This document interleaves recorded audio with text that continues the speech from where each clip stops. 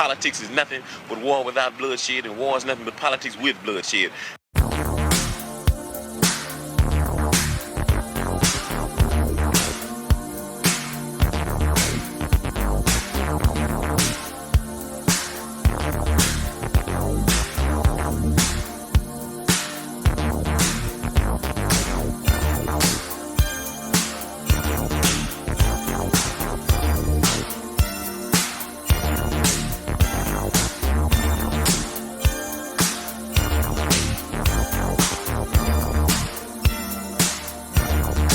Hello and welcome to The Revolution and You.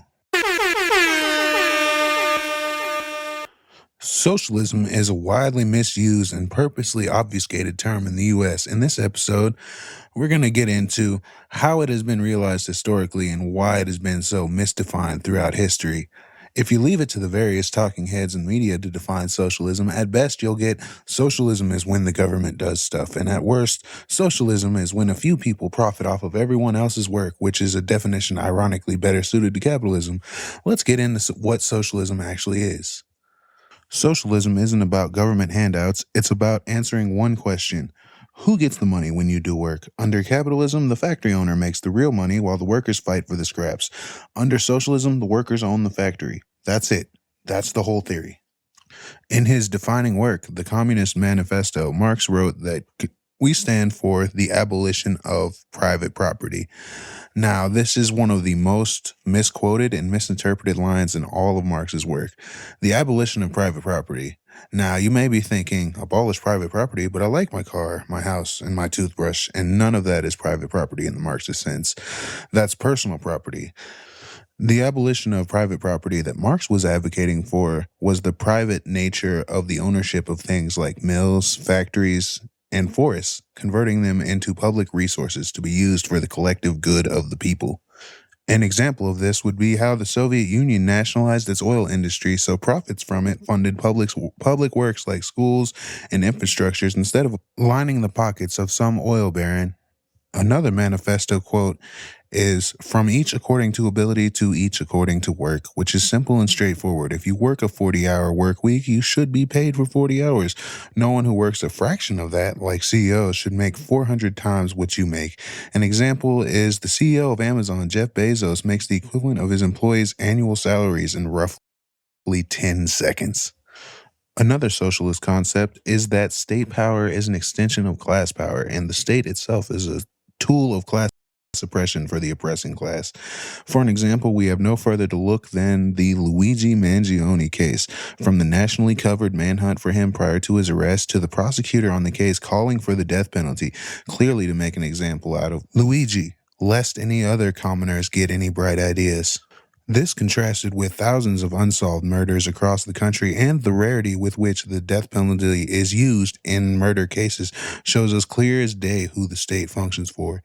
It's the mega rich, and it always has been. This state is essentially FUBU for billionaires. A socialist state does this in reverse, protecting the public's needs ahead of corporate profits. An example of this is how Cuba spends an estimated 15 to 20% of its national budget on education.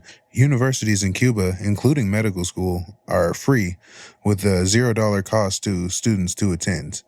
And Cuba has a 99.7% literacy rate, and the highest rate of doctors per capita in the world. This contrasted with the U.S., which spends 6 to 7% of its national budget on education, and there's an epidemic of student loan debt. School costs an average of $30,000 a year, and the average student doesn't just have that sitting around. So, surprise, surprise, you're forced to go deal with financial institutions and be saddled with these loans with absorbent interest rates that you're going to be paying off for years. And this whole process just lines the pockets of the class of mega rich people that own these financial institutions, who turn around and put that money back into the government to keep things like student loan debt forgiveness from passing in Congress. This illustration and the series of collapses and bailouts that we covered in the last episode shows us clear as day who these governments function for. And under capitalism, it is not the general population. Hope you are enjoying The Revolution and You. We will be right back after this short musical interlude and word from our sponsors.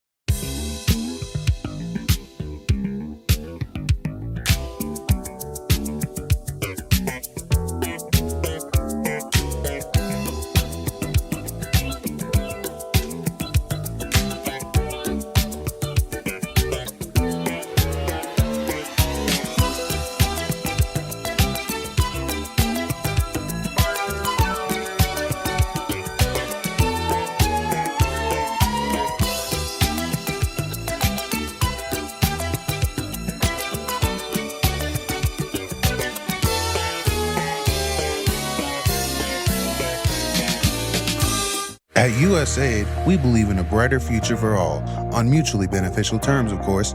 Wherever disaster strikes or economies falter, we'll be there with life-saving aid, infrastructure, and a commitment to strategic cooperation, because real help isn't free, it's an investment.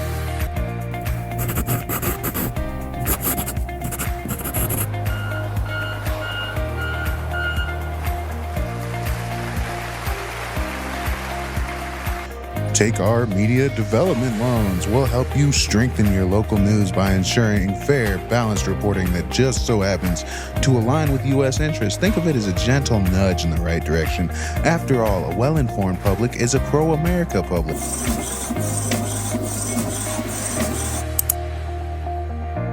And when it comes to trade, well, let's just say aid opens doors.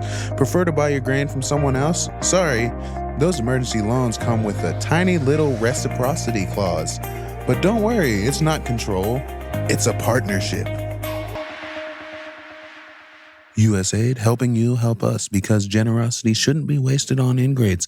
Paid for by the American taxpayer. You're welcome. Welcome back to the Revolution and You. Now we're going to go over some historic examples of socialist success. First on the list is the Soviet Union.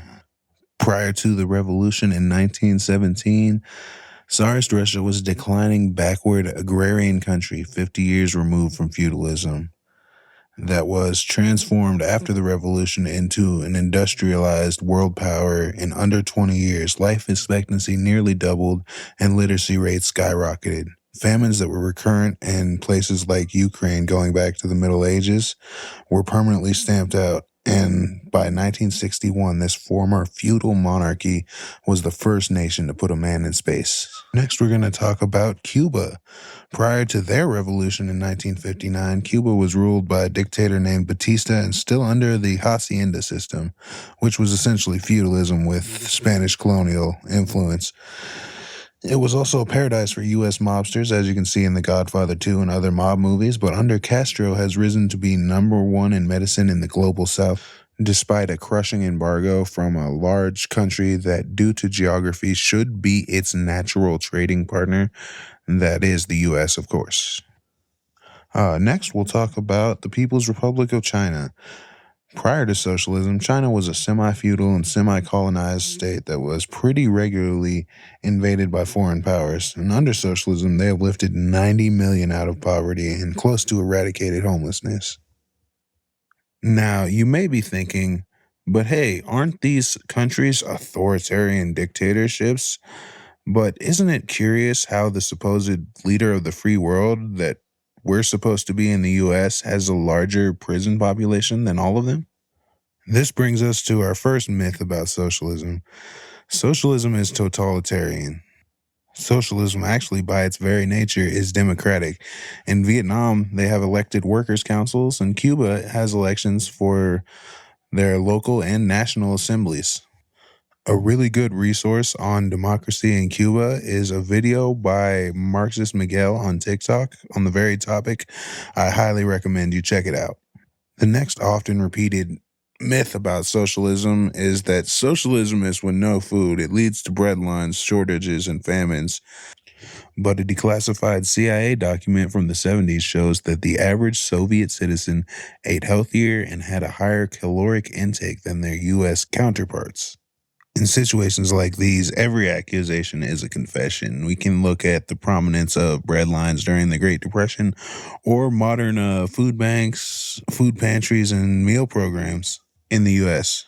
Compare this with socialist governments that actually have programs to address food insecurity, like the Soviets' food rationing during World War II, or Cuba's Libreta program, which ensures basic necessities. And we get a clearer idea of which ideology food insecurity is more inherent to. The next common misconception about socialism is socialism suppresses a religion. And while Marx may have written, religion is the opium of the masses, the USSR actually reopened their churches during World War II after closing them in the 20s and 30s because they were harboring white Russians and counter-revolutionaries, and the late Pope Francis visited Cuba in 2015 and received quite a warm welcome. Moving on from that, we'll get to what socialism can do from us. To recap, the USSR went from a feudal backwater to the first manned spaceflight in 40 years, and Cuba achieved first world medical standards despite the US blockade, all without the help of modern computers and AI. But with modern tech and a socialist system, automation could cut work hours drastically. AI could drive the central economic planning that would obliterate artificial scarcity. And for example, our policies, we could have Medicare for all, worker co-ops replace corporations, and green energy replacing profit-driven oil wars. Imagine if Amazon was owned by its workers. No Bezos hoarding wealth, no union busting, just fair shares to each worker. This is important because socialism isn't about government control. It's about democratic worker control. And the U.S. already socializes costs, as we saw in the last episode, with bank bailouts and corporate subsidies, but not the benefits. So the next time someone says socialism is evil, ask them for who? The billionaires or for us? Last episode, we talked about capitalism and its inevitable collapse. Socialism is supposed to be the phoenix that rises out of the ashes of capitalism, but another road is possible. On the next episode, we'll discuss fascism, the last resort of capitalism, how it rises, and how the supposed progressives will side with it to save the country from socialism.